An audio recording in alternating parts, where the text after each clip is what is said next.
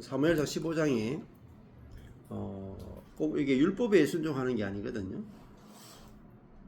이제 아말렉을 진멸하라. 이게 이제 하나님의 목소리잖아요.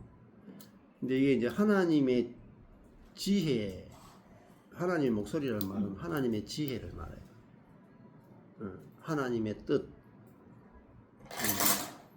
또 하나님의 말씀, 또 이런 거를 이제 상징을 한단 말입니다. 하나님의 지혜,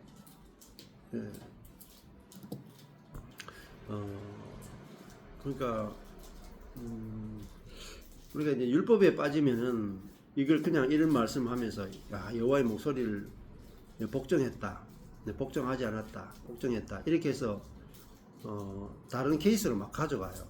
여기서 구체적으로 하나님의 여호와의 목소리를 청종한다는 게 뭐냐면은 완전히 진멸하고 죽이라는 거예요. 여기 보면은 3절에 15장 3절에 보면은 지금 가서 아말렉을 쳐서 그들의 모든 소유를 남기지 말고 진멸하되, 이 헤렘이다 말입니다. 진멸하다. 남자와 여자와 소아와 젖먹는 아이와 우양과 약대와 나귀를 죽이라 하셨나이다 했죠. 이 말씀에 대해서 하나님이 구체적으로 말씀하는 이것에 대해서 청종하는 걸 말해요. 만약에 간음하다, 도둑질하다 이런 거하고 지금 상관이 없어요. 여기서 이 진멸에 대해서 하나님 말씀을 순종하느냐 순종하지 않느냐 이게 이제 딱 연계된단 말입니다. 그러면 여기서 아말렉을 쳐서 진멸한다, 아말렉을 죽인다, 이게 뭘 말하겠냐는 거예요. 이 말씀에 대해서 아말렉을 진멸하는 것에 대해서 하나님은 순종하기를 원하신다 이 말이잖아요. 구체적이죠. 그러면 아말렉이 뭐냐면은 아말렉이 육이에요. 구체적으로 그냥 우리가 이제 율법에 순종한다 이런 개념으로 여기서 여호와의 목소리를 청종한다, 여호와의 목소리를 청종한다, 여호와의 목소리를 순종한다 이런 개념도 있겠지만은 그것보다 더 중요한 것은 육을 진멸하는 걸 말해요. 육을 죽이는 걸 말해요. 자, 이 아말렉은 어디에 있었던 거냐면 애굽에 없었죠.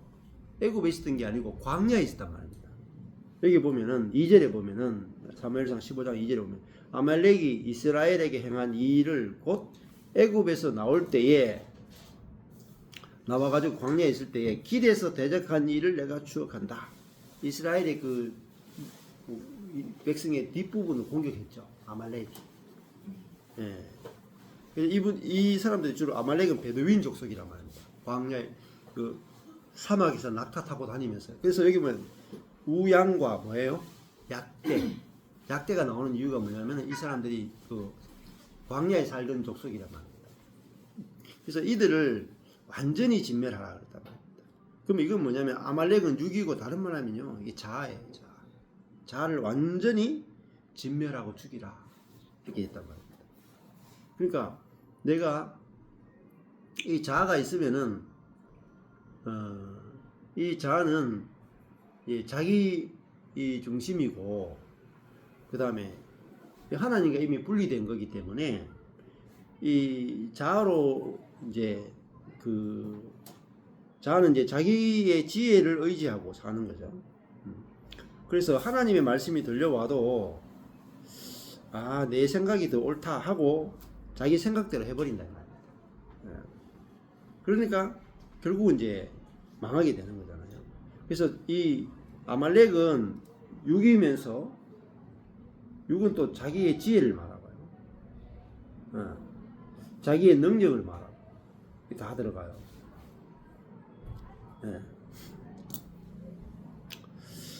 그래서 이제 이번에도 이제 조금 전에도 제가 그런 말씀드렸는데 이 아말렉은 내가 할 수 있다. 이게 이제 어떻게 보면은 육이라고 할 수 있어요. 내가 할 수 있다. 이게 완전히 진멸하고 죽여야 돼. 그래서 내가 자아가 죽었다 하는 게 뭐냐면 내가 할 수 있다가 완전히 죽는 거예요. 그리고 나는 할 수 없는데 이제 그래야만 누가 하느냐? 내 안에 계신 그리스도가 하신다. 이렇게 넘어가야 되는 거죠. 근데 내가 할 수 있다가 남으면은 이게 이제 계속해서 우리 가운데 삶에 이제 문제들을 일으키는 거잖아요. 자, 자, 여기 밑에 보면은 22절에 순종이 제사보다 낫다. 듣는 것이 수양의 기름보다 낫다. 이 순종이 결국은 듣는 것이거든요. 그 목소리를 듣는 것.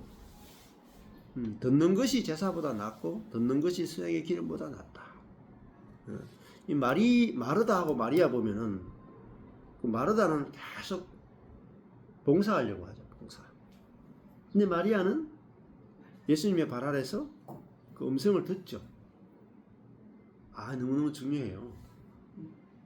마르다는 봉사하기 때문에 나중에 뭐가 나오냐? 불평이 나온다. 마리아는 말씀을 듣기 때문에 뭐가 나오냐? 감사가 나온다. 그 마리아는 봉사를 하기 때문에 마리아와 예수님을 보고 판단하고 정죄했죠.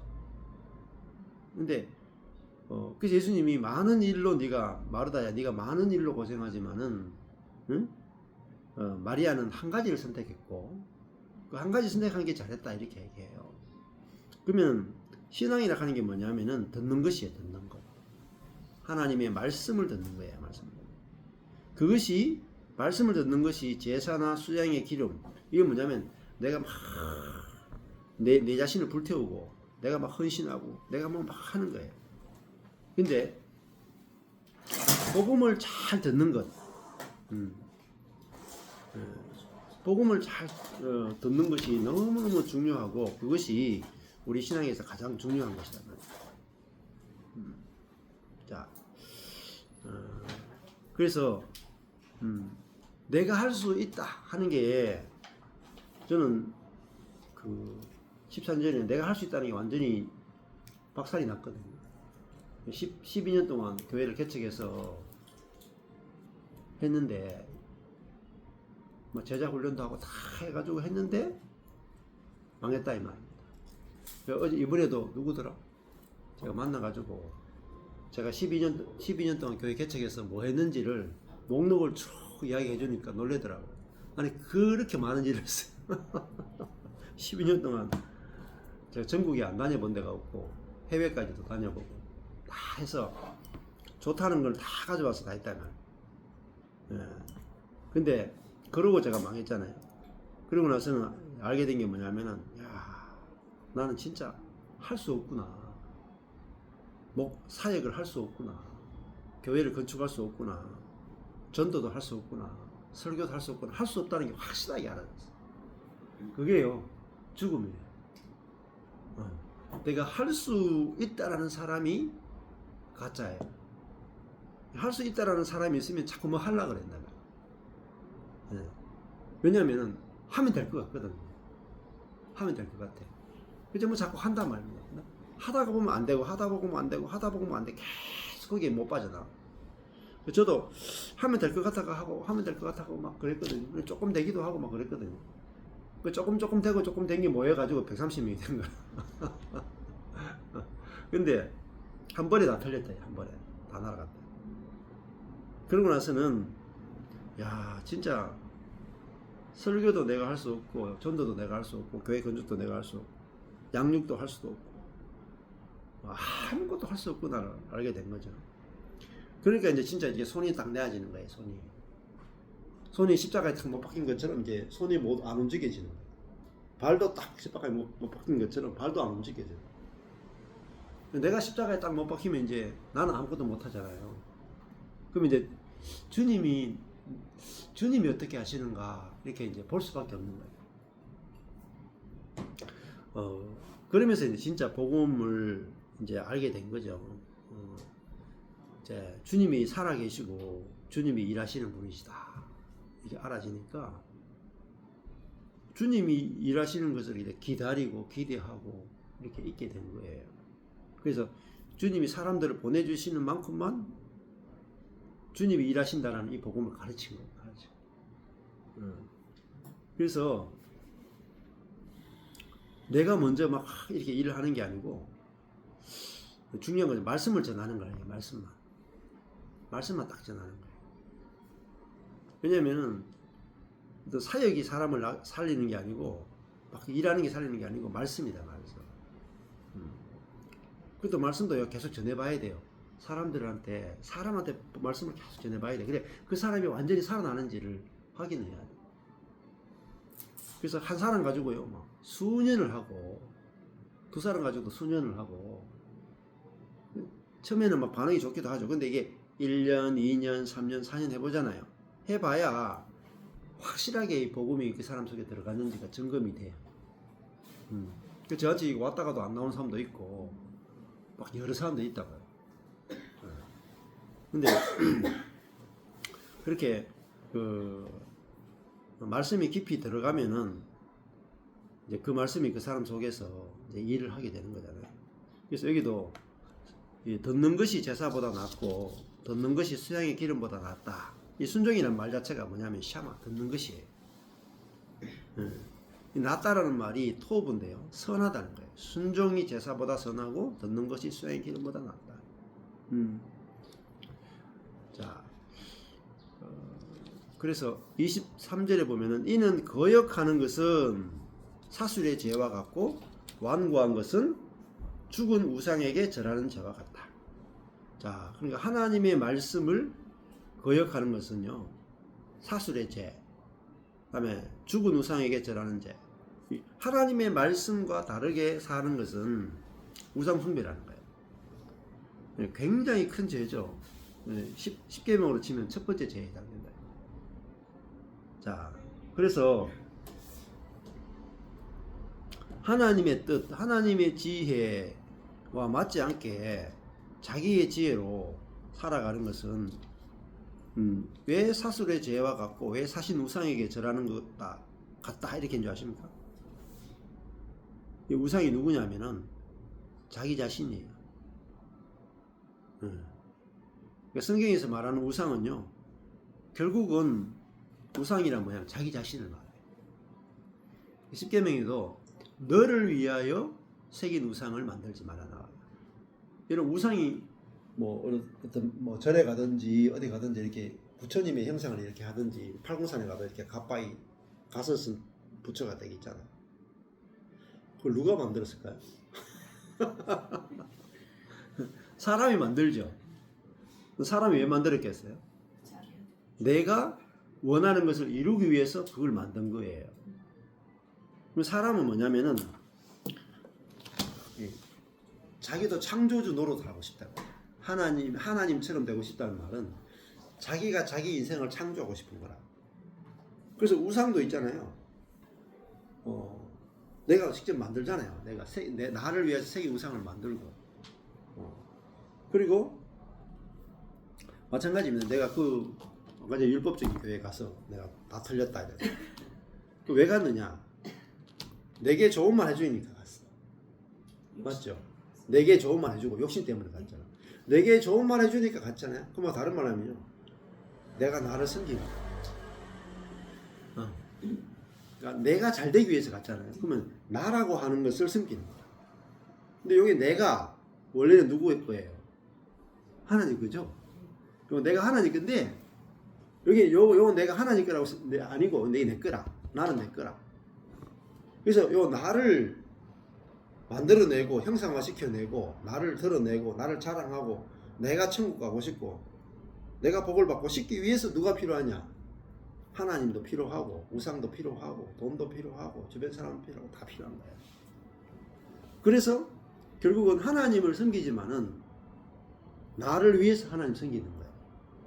그렇죠? 그게 뭐냐면은 이게 사술의 죄와 같고 사신 우상에게 절하는 죄와 같다는 거예요. 그럼 뭐가 처리되어야 되냐면 내 자신, 숭배받고 싶은 나 자신, 응? 예. 하나님을 이용하고 싶은 나 자신. 응? 그러니까 목회도 마찬가지죠. 내 목회라는 걸 가지고 내 목회가 잘 되기 위해서 성도들을 이용할 수도 있거든요. 그러니까 그게 뭐냐면은 하나님을 섬긴다는 이름으로 목사를 섬기게 하는 거죠. 그게 뭐냐면은 그 목사가 우상이에요. 이렇게 목회가 우상이고 교회가 우상이 된단 말이에요. 그러니까 이제 하나님의 것을 다 내가 다 취한다. 하나님의 영광과 하나님의 모든 소유를 내가 다 취한다. 그래서 여기 보면은 사울이 지금 뭐 우상에게 절한 거 없죠. 사술에 죄를 지은 게 없죠. 근데 단순히 진멸해야 되는 아말렉을 진멸하지 않고 좋은 것만 남겨와서 길갈에서 하나님께 예배드리고 했죠. 여기 우상숭배가 있어요? 사실 우상에게 뭐 예배한 게 있어요? 없잖아요. 근데 사무엘이 당신이 그 진멸하라 그랬는데 육을 자아를 죽이지 않는 것은 그 자아를 숭배하고 싶어 그런 거예요. 지금 왜냐하면 사울이 이걸 남긴 이유가 뭐겠어요? 숭배 받고 싶었거든요. 숭배. 누구에게 받고 싶겠어요?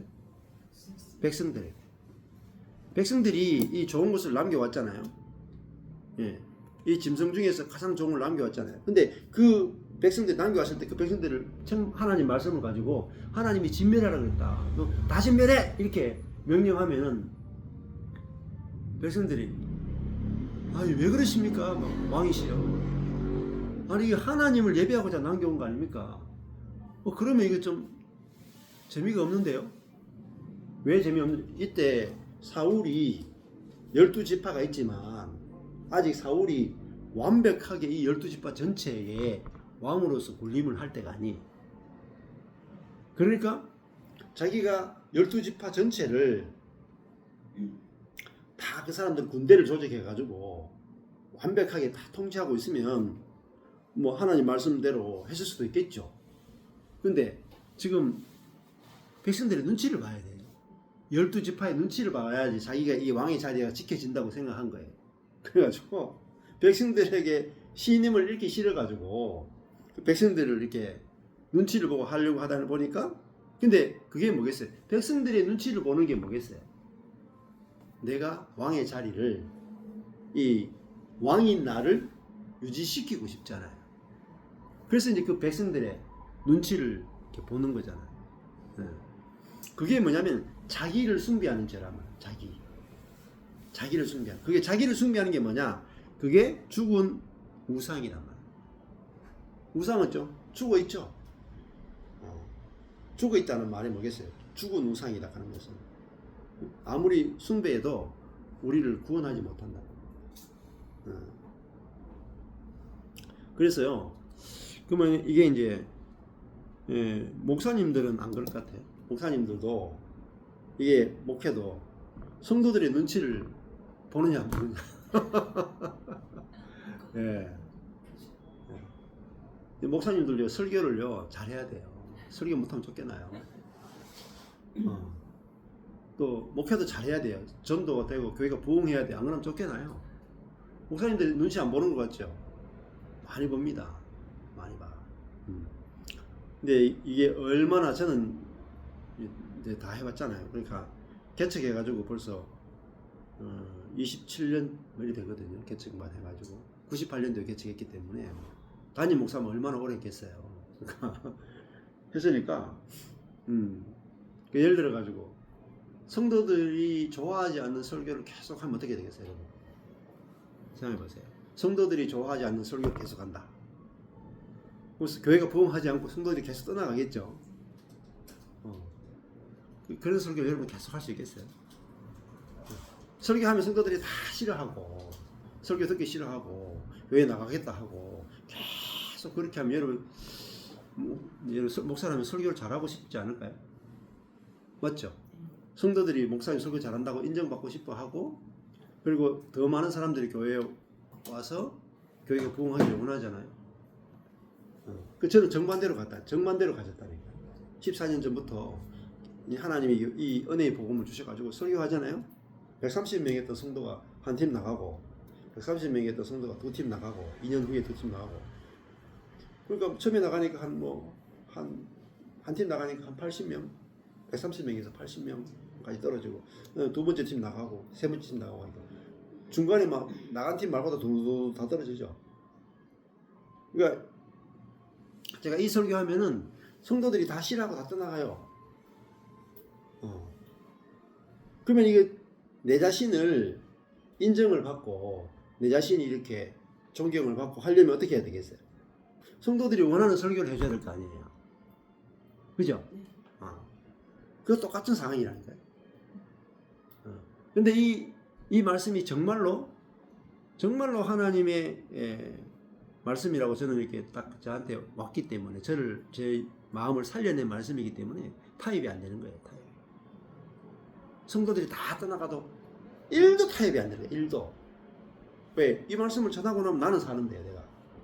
성도들은 다 아니다 그래도 나는 너무너무 좋은데. 1도 타협이 안 돼요. 다른 거는 다 양보해, 다른 거는. 뭐 교회를 어떻게 운영할지, 뭐 돈 어떻게 쓸지, 이런 거 다 성도들 뜻대로 다 해. 근데 딱 하나, 말씀만은 터치하지 마라, 말씀. 다른 건 다 마음대로 하라. 근데 이게 가장 어렵다니까. 말씀을 못 듣는다니까. 그 말씀에 굴복이 안 된다니까. 왜? 내 자아가 딱 버티고 있으니까. 저 말씀 틀린 것 같은데. 목사님 너무 치우친 것 같은데. 목사님 너무 이상적인 것 같은데. 너무 말이 안 되는데. 하고 내가 다 판단하는 거야. 다 판단하고 말고. 제가 14년 동안 이게 전했다니까요. 왜냐면 저도 제가 이미 망했기 때문에 저 자신을 뭐 세울 것도 없는 거예요. 제 자신을 뭐 이렇게 인정받을 것도 없고 건축할 것도 없는 거라. 딱 하나밖에 없어요. 그냥 하나님의 말씀 그대로 선포되는 거. 그거 외에는 다른 생각이 없잖아요. 그래서 다 간 거예요. 거의 다. 싹 다 갔어요. 그러니까 10년 정도 같이 막 동고동락 하던 사람들이 다 이렇게 떨어져 나가보세요. 이렇게 팔이 떨어져 나가는 것 같다는 거예요. 목사님들은 성도 한 가정씩 나가보세요. 그게 마음이 보통 힘들겠어요. 근데 재산을 잃어버린 거하고 똑같다니까요. 그런 그 마음에 이제 고통들이 많았죠. 저도.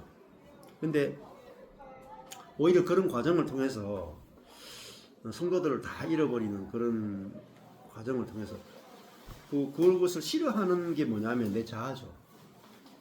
망한 목사 되기 싫어하는 거. 그거잖아요. 그러면서 그게 내 자아도 함께 이제 죽은 거죠, 함께.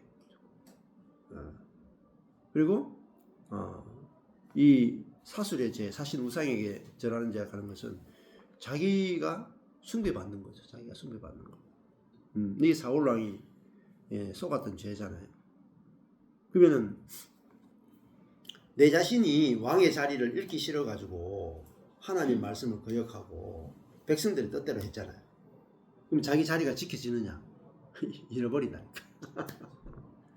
왜냐하면은 사울을 왕되게 한 분이 하나님이죠. 그렇죠? 사울이 그걸 잃어버린 거야. 내가 왕된 것은 하나님이 나를 왕되게 했지 백성들이 나를 왕되게 한 게 아니잖아요. 맞잖아요. 목사도 그렇잖아요. 서명 받았다면서요. 하나님께 서명 받았다 그러고 눈치는 성도들 눈치 봐. 그러면요 성도들도 사실은 우습게 본다니까. 그렇잖아요. 그래서 이 사울이 그 백성들의 눈치를 들어하는 거예요. 밑에 보면 나와요. 23절에 왕이 여호와의 말씀을 버렸죠. 왕이 여호와의 말씀을 버렸으므로 여호와께서도 왕을 버려 왕이 되지 못하게 됩니다. 그 사울이 왜 버림받았느냐? 말씀을 버렸기 때문에 말씀. 여호와의 말씀을 버렸다. 하나님이 1순위가 되지 못했죠. 1순위가 2순위가 되었다. 자기가 1순위고 백성이 2순위고 하나님 한 3순위 정도. 그래가지고 결국은 자기를 왕되게 한 하나님의 뜻이 있잖아요.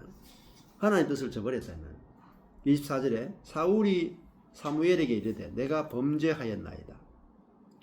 이제 그렇게 가니까 이제 회개하는데 근데 완전한 회개가 아니에요.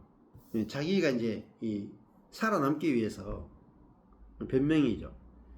내가 여호와의 명령과 당신의 말씀을 어긴 것은 내가 백성을 두려워하여 그 말을 청종하였습니다.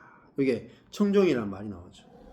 자, 하나님의 말씀을 청종하는 것과 백성의 말을 청종하는 것, 이게 참 나눠지잖아요. 그래서 그 백성의 말을 청종했기 때문에 이 사울이 이제 끝나버리잖아요.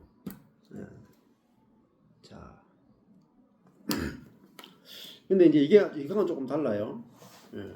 우리가 이제 성령의 음성을 듣는 거하고 주님의 뜻하고는 조금 달라요. 저도 이제 예를 들면은 우리 성령의 음성이나 감동이 있잖아요. 성령의 음성이나 감동이 잘못된 경우도 많아요. 저도 개척해서 거의 한 12년을 이제 온누리교회 생명의 삶 있잖아요. 그 큐티를 12년을 했어요. 그 생명의 삶의 큐티의 핵심은 뭐냐면은 하나님의 음성을 듣는 거예요. 그러니까 말씀을 탁 묵상하다가 한 말씀이 내게 탁 떠오르는 말씀, 그것이 내게 그날 내게 주신 하나님의 말씀이다. 이게 이제 그 온누리식 큐티예요. 근데 뭐 IBF나 이런 선교단체는 그런 걸 추구하지 않거든요. 그냥 관찰, 해석, 적용의 포인트를 둬요. 굉장히 율법적이죠. PBS 이런 거는 굉장히 율법적이고, 온누리에서 하는 것은 굉장히 주관적이에요. 주관적으로 하나님의 음성을 듣는데 포커스를 두는 게 생명의 삶, 온누리 교회식이에요. 제가 그걸 12년 하고 싹 버렸어요. 아니더라고요. 하나님의 음성을 또 사건마다 하나님의 음성을 듣고 그 음성에 순종하는 것, 그게 잘못된 패러다임이에요.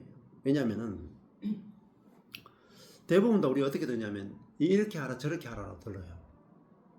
그러면 그 듣고 나서 지키는 건 내가 지켜야 되잖아요. 그럼 그게 내게 짐이 돼. 또 그 하나님 주신 음성대로 내가 하지 않죠. 죄책감을 느껴요. 그 율법적 패러다임에서 못 벗어나요. 저도 그때는 막 괴로워하고 해봤거든요. 막 필리핀에 14년 전에 필리핀에 가서 6개월 있는 동안에도 막 거의 한 3개월은 매일 하나님 음성 듣기만 하고 그렇게 살았다고요. 너무나 세밀하게 들리는 것도 있고 놀랍게 경험하는 것도 있어요. 그런데 경험한다고 해서 다가 아니라, 하나님 음성을 듣고 경험한다고 해서 다가 아니에요.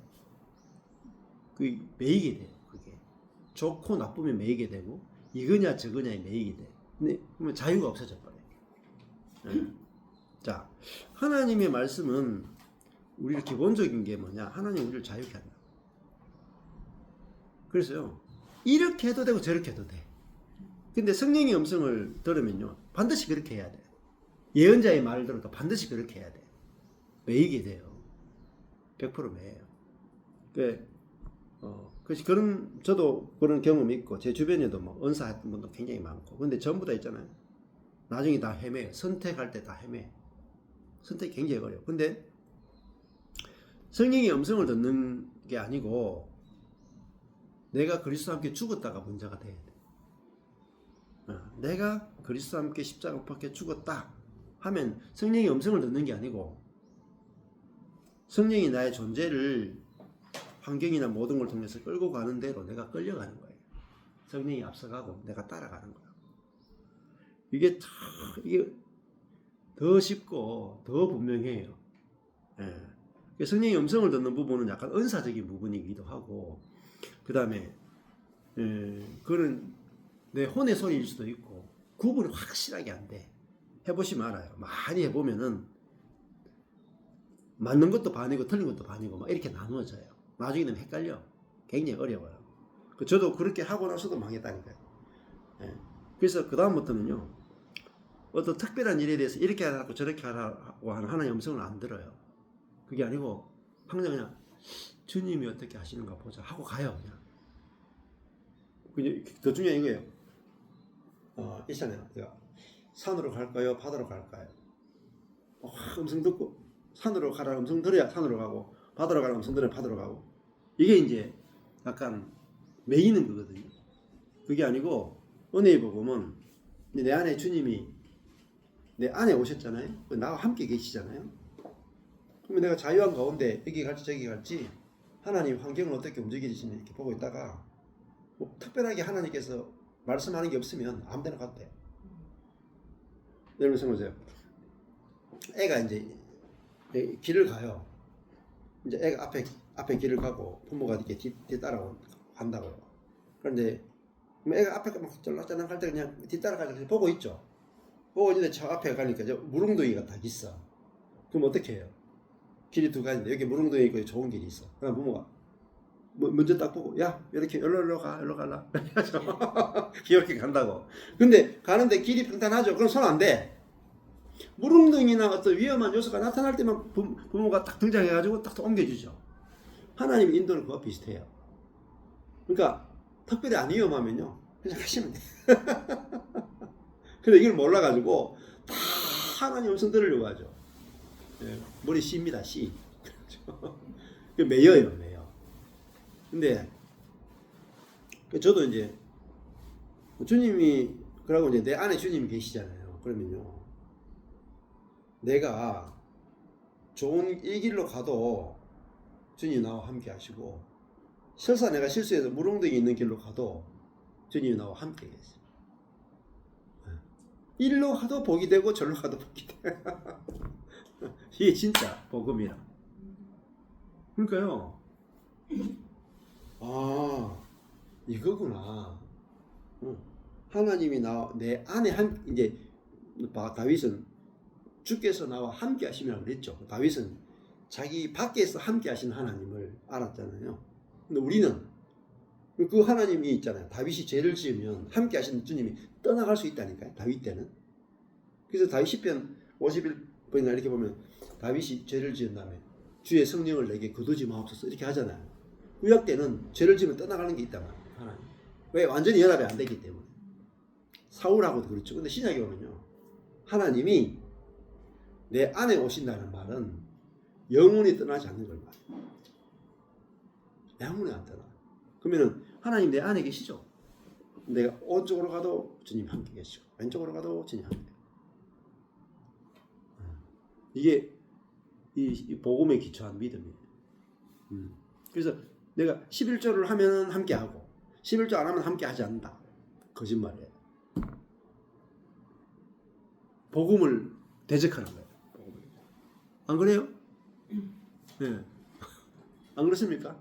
아니 예수님이 내 모든 죄를 다 짊어지고 십자가에 죽으셨고 그리고 나를 내 옛사람을 완전히 십자가에 죽여버리고 이제 그 하늘에 승천하셔가지고 새 영을 내 안에 주셔가지고 내 안에 새 영이 계시죠. 근데 이 내 안에 오신 내주하시는 성령은요 내가 어떤 삶을 살든지 상관없어. 이미 나와 완전히 하나로 연합되고 분리가 안 돼. 분리가 안 돼. 이게 뭐냐 하나님의 가장 큰 사랑이에요. 그러니까 우리 뭘로 살아요? 이 믿음을 가지고 산다. 복음의 믿음. 그러니까 내가 뭐 푸른 초장에 가건 사망의 엄청난 골짜기를 가도 상관없어. 나와 함께 계세요. 이걸 가르쳐야 네? 모든 것을 다 이기게 된다. 어디 가든 다 이기게 된다. 그러니까 저도 그래요. 제가 14년 동안 아무것도 없는 구름더미와 같은 한 그 10년 정도로 구름더미와 같은 상태로 있었거든요. 교회 재정도 없고 성도도 없고 아무것도 없는 상태로 10년을 살았다. 근데 뭐 낭만하거나 절망한 게 없어요. 왜냐면은 주님이 내 안에 계시니까. 그렇잖아요. 주님이 이미 나를 완전하게 받아주셨고 내가 주님과 완전히 연합된 존재고 주님이 원하시면 주님의 때에 얼마든지 놀라운 일을 하실 수가 있는 거죠. 주님이 일하지 않는 것이 좋으니까 일하지 않으시죠. 아 그래요? 주님이 일하고 싶으면 언제든지 일하시는 거예요. 그러니까 제가 뭐 큰일이 안 일어날 때는 그래 주님이 지금 쉬라고 하시는 거구나. 주님이 지금 일할 때가 아니구나 하고 쉬었다고. 포커스가 다 주님에게 포커스가 맞춰지는 거예요. 예수님 생각해 보세요. 여러분 예수님 오셔가지고 33년을 사셨죠. 거의 몇 년 일하셨어요? 3년 일했죠. 우리 그걸 그냥 이렇게 예수님 33년 중에 3년을 일하셨다. 이것도 생각해 본 적이 거의 없을 거예요. 그냥 그렇지 뭐 예수님 3년 사셨고 공생이 3년 하셨지 뭐 이렇게 내려가지. 거기에 대해서 이제 묵상해 본 적이 없는 거죠. 한 번도. 예수님이 3년을 했는데 3년 만에 전 인류를 구원해버렸어. 근데 그 3년 중에도 3년 반 중에도 딱 한 가지 사건으로 끝내버렸어. 십자가. 앞에 뭐 귀신 쫓아내고 병 고치고 말씀 전하고 이거 다 소용없어요. 그거 해도 다 필요 없어. 예수님이 십자가에 자기 자신이 십자가에 죽고 부활하고 승천한 요 사건이잖아요. 십자가에 죽으시는 사건으로 옛사람을 영단번에 끝내버린 거야. 전 인류의 죄를 한꺼번에 다 처리해버린 거예요. 그러니까 그 죽음으로 예수님은 한 번으로 전 인류를 위해서 필요한 모든 일을 한 번에 다 끝내셨다. 영단번에 끝내셨다. 이게 히브리스예요. 영단번. 그러니까 많은 시간이 필요한 게 아니고 우리가 많이 봉사하는 게 필요한 게 아니다 말이에요. 그래서 저는 그걸 묵상하면서 야, 예수님 30년 동안 뭐 오셨네. 30년 동안 사약 안 하고 노셨다니까요. 그렇죠? 목수로 살았다니까요. 생각해보세요. 아니 인류를 구원하러 온 분이 톡으로 그냥 나무 자르고 그냥 못 받고 어디 가서 뭐 겨우 그냥 먹고 살기 위해서 그냥 돈 조금 받기 위해서 그냥 집 지어드리고 뭐 배양감 고치고 흙감 고치고 뭐 그 소일거리 이게 겨우겨우 입에 풀칠할 수 있는 그 일 하면서 30년 지낸 거예요. 아니 20살부터 하셔도 되잖아요. 웬만하면 25살에 막 칼빈이 뭐 기독교 강요 쓰고 이러는데 30세까지 아무것도 안 했다니까요. 30세 때 공생애를 시작하시는 거예요. 근데 공생애 어떻게 시작하느냐? 예수님에 대해서 여러분 잘 아셔야 돼요. 예수님이 어떻게 태어나셨고 어떻게 사셨고 어떻게 공생애를 보내셨고 어떻게 하나님과 함께 일하셨는가. 예수님이 제일 처음에 한 게 뭐냐면은 요단강에 세례받는 거. 그죠? 세례받는 게 뭐냐? 죽는 거라고. 자기 자신이 물에 들어가서 자아가 죽는 거라고 해요. 죽고 물에서 다시 올라오죠. 그러니까 자기로 사는 것이 끝나고 올라왔을 때 이제 위로부터 비둘기가 성령이 비둘기처럼 내려오셔가 예수님에게 머물죠. 그 성령으로 세례받은 걸 말한다고. 그때 성령으로 충만해져서 그때 성령으로 사신다 이 말이에요. 자기로 사는 게 아니고 성령으로 사신 기간이 3년 반이에요. 그 전에는요 성령의 기름 부음이 그렇게 임하지 않았다니까요. 자, 그러니까 그것이 우리 그리스도인이 살아가는 삶을 보여준단 말이에요. 그러니까 30년 동안은 아무리 애써도 일이 안 돼요. 그러니까 목숨한 거예요. 예수님도 자기가 아무리 애써도 전도가 안 된다니까요. 그냥 일반 집만 지을 수밖에 없다. 근데 성령의 세례를 요단강에서 세례받고 죽고 성령으로 세례받은 다음에는 하나님의 집을 건축하는 거예요. 건축하서 딱 3년 반이면 끝나는 거예요. 저도 기다린 거예요. 그냥 그냥 일 안 시키면 안 하고 시키면 하고 그러니까 뭐 주님 때가 되면 하시지. 그래서 갑자기 한 3, 4년 전부터 갑자기 주님이 코로나 끝나자부터 뭐 유튜브나 또 사람들이 찾아오거나 또 그러면서 가는 곳마다 갑자기 사람들 만날 때마다 역사들이 일어나는 거예요. 제가 뭐 안수해 준 것도 없어요.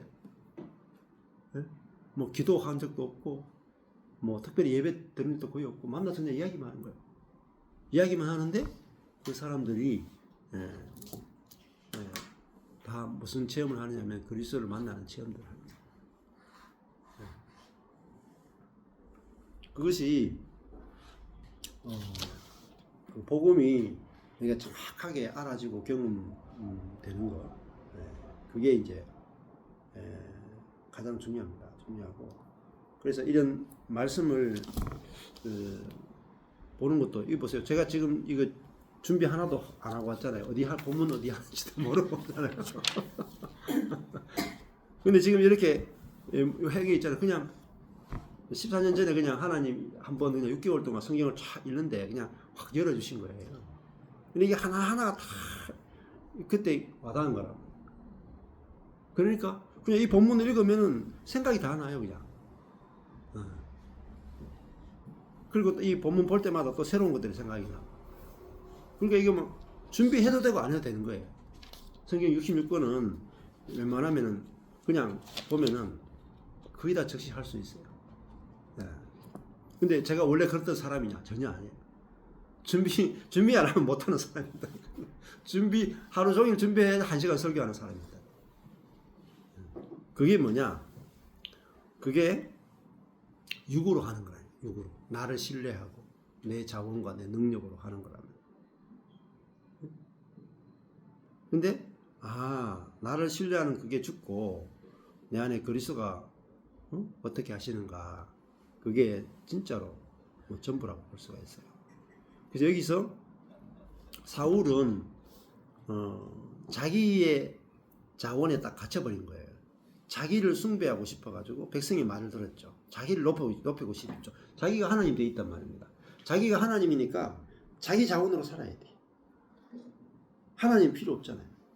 하나님 필요 없으니까 자기 자원에 갇혀가지고 목이 마른 거예요. 목이 마른 거. 그래서 그러니까 자기를 숭배하려고 하니까 사람들이 두려운 거예요. 이게 지금도 마찬가지예요. 수많은 우리 청소년들도 있잖아요.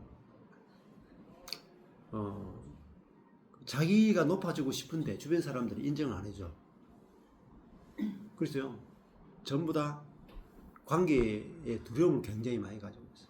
남들이 나를 어떻게 볼까?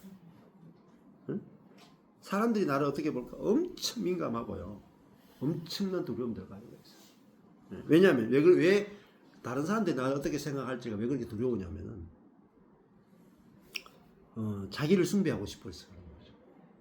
그리고 하나님이 나를 어떻게 생각하는가는 전혀 모르는 거. 그렇잖아요. 하나님이 지금 원래 이 사울을 왕으로 세웠죠. 누가 건들겠어요? 그렇잖아요. 사람들이 어떻게 생각하는 게 중요한 게 아니고 하나님이 나를 왕으로 세웠다. 이게 제일 중요한 거잖아요. 여기서 벗어나면 다 망해. 그렇잖아요. 뭐잖아요. 저도 하나님이 저를 목사로 세웠으면 누가 건들겠어요? 말씀을 전하는데. 안 그러겠어요? 하나님이 세웠으면 아무도 못 건드려요. 근데 하나님이 야, 너 아니야 하면 내가 아무리 스스로 설려고 해봤자 아무 소용이 없어요. 모든 결정은 하나님께 달려있단 말입니다.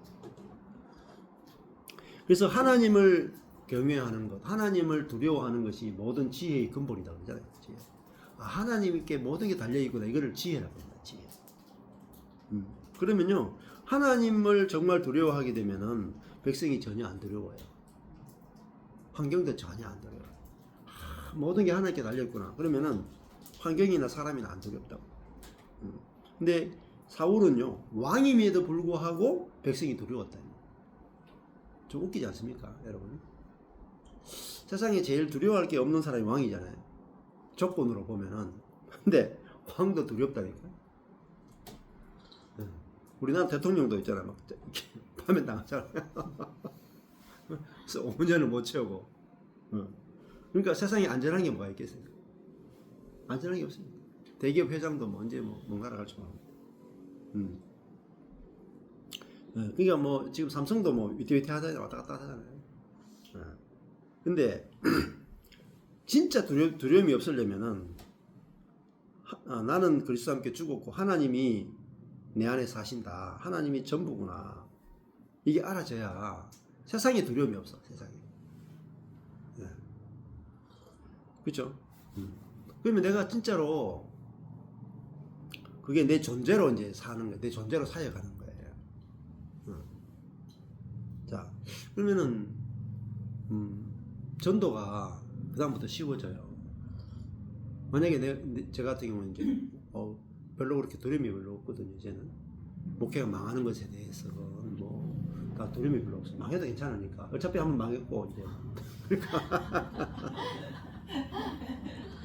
그러면 어떻게 되냐면 내가 두려움이 없어. 내 안에 주님이 사는데 뭐 내가 망하는 게 아니고 나는 죽었으니까 내가 망하는 게 주님 망하는 거지 뭐.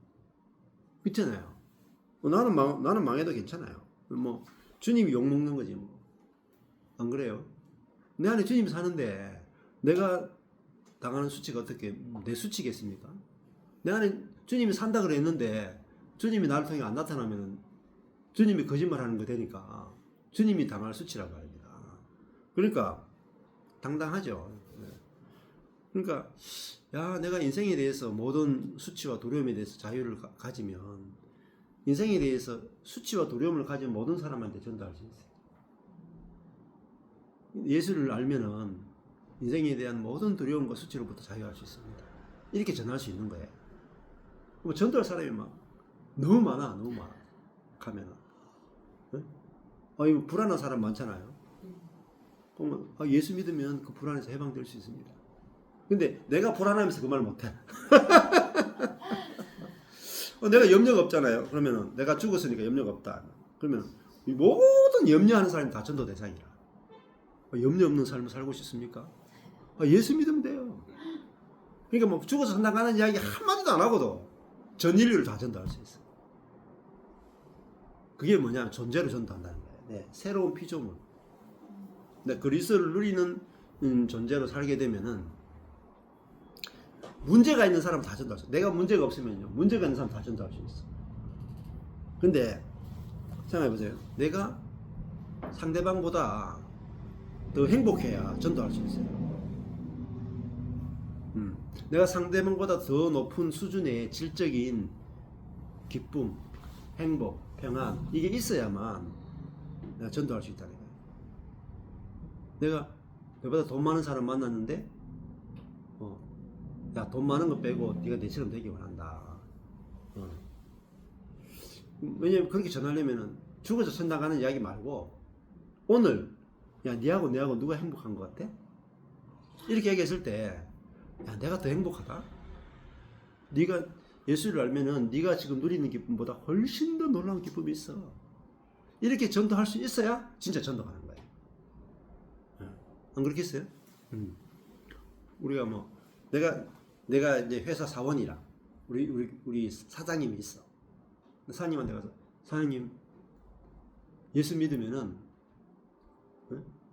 예수 믿는 내가 사장님보다 제가 돈은 뭐 연봉이 2천만 원밖에 못 받아도 제가 훨씬 행복해요. 사장님은 돈이 많으니까 예수 믿으면 돈 많은 가운데도 나처럼 행복하면 훨씬 더 좋겠네요. 이렇게 전할 수 있단 말이에요. 사장님은 조건적 행복이에요. 조건적 행복. 그 조건 안에서만 행복한 거잖아요. 그 조건이 사라지면 없어져요. 행복이. 근데 그리스도인의 행복은 그리스도 때문에 내가 행복한 거잖아요. 이거는 누구도 빼앗아 갈 수 없는 거예요. 자, 이게 있어야만 딴 것까지 복음을 전할 수, 딴 것까지. 누구에게나 이슬람 사람들 만나가 예수 믿어 천당 간다는 이야기 하면요 어려워요. 근데 이슬람 사람 만나가지고 야 예수를 알면은 네가 겪고 있는 그 문제 다 네 해방될 수 있어. 가정의 문제, 재정의 문제, 뭐 우울증의 문제, 다툼의 문제, 정죄의 문제 다 해방돼가지고 네 존재가 천국이 돼. 현재 오늘 여기서 천국을 보여준다 그러면은 안 들어올 사람 누가 있겠어요? 죽어서 천국 간다 하니까 그거는 생각해보자. 오늘 당장 여기 가면 당장 들어오죠. 생각해보세요. 여러분한테 이게 제가 이렇게 이렇게 종이 한 장 줘. 요거 있잖아요. 100년 뒤에 여러분 요게 1000억 됩니다. 하고 하나씩 다 줘. 그래도 안 받는 것보다 낫잖아요. 근데 100년 뒤에 1000억 된다는 거하고 여기 오늘 당장 1000만 원 됩니다. 어느 거 잡을래요? 오늘 당장. 아니 1000억이 안 맞나? 100년 전시를 죽어서 천당보다는 살아서 천국을 이야기해야 돼요. 그러면 얼마나 많은 사람들이 오겠냐면 이게 천국은 죽어서 천국은 살아서 천국과 연속 선상에 있어요. 끊어지지 않는다고 연속 선상에 있단 말입니다. 그래서 우리는 살아서 천국을 가지고 전도해야 됩니다. 내 존재가 천국이라야 만나는 사람마다 다 전도할 수 있어요. 접촉되는 사람마다 다 전도할 수 있다니까요. 제가 그 전에 고민은 전도를 못한다는 것이었어요. 제가 전도가 제일 취약해.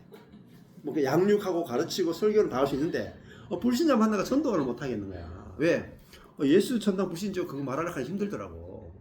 보이지 않는 걸 이야기하려고 하니까 그걸 믿으라고 하려고 힘들다니까. 근데 전도를 못하고 고민이었는데 내 존재가 천국이 되고 나니까 너무 쉬운 거예요. 내 존재가 천국이라. 그러니까 천국을 내가 만나가지고 보여줄 수 있는 거예요. 내 안에 예수가 들어오는 게 하나님 나라고 천국이에요. 예수 자신이 천국이라. 그러니까 누구를 만나도 그 사람이 고민들이 다 있잖아요. 그럼 그 고민을 해결해 줄 수 있는 거예요. 그러다 보니까 주변에 자꾸 사람들이 늘어나는 거예요. 이건 목사님처럼 어떻게 살 수 없습니까? 어떻게 내가 우울증 안 앓을 수 있습니까? 고황장애에서 어떻게 해방될 수 있습니까? 자살 충동에서 어떻게 해방될 수 있습니까? 재정적인 문제에서 어떻게 해방될 수 있습니까? 내 고민, 내가 막 자녀 문제, 배우자 문제, 막 온갖 문제 있는 사람 다 온다. 근데 그걸 다 해결해 주니까.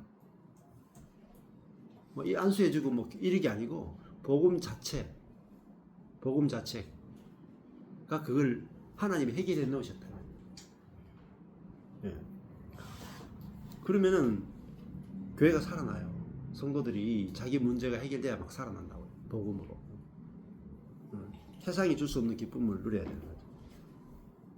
25절에 청하노니 지금 내 죄를 사하고 나와 함께 돌아가서 나로 여호와께 경배하게 하소서. 이미 버렸다 했는데도 사울은 이제 계속 청을 하고 내 죄를 사하고 나와 함께 돌아가서 나로 여호와께 경배하겠어. 죄를 그냥 용서받고 싶은 생각밖에 없죠, 사울은. 그리고 진짜 하나님의 말씀을 듣고자 하는 마음이 없습니다. 이게 사울만 그런 게 아니고 이게 자아죠, 자아. 한 부분만 문제가 있다고 생각하는 거죠. 요 한 부분에 이게 이제 우리 자아의 생각이에요.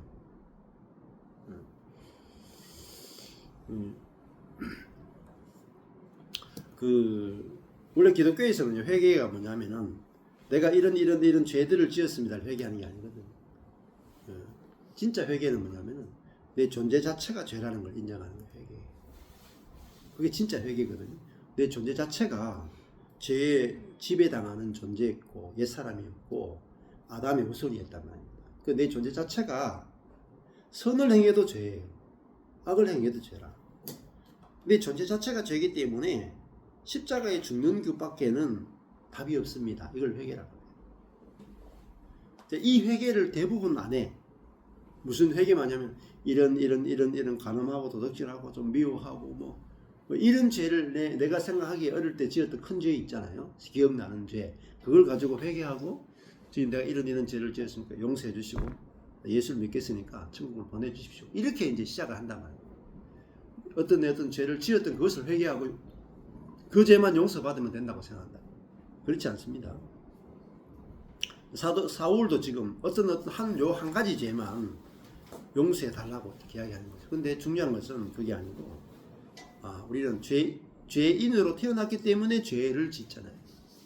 죄를 지어서 죄인 되는 게 아니고, 그러면 죄인이라 하면은 그 죄인이 죽어야만 끝이 난다 이 말이에요. 그 십자가는 용서를 넘어선 죽음의 십자가다. 이렇게.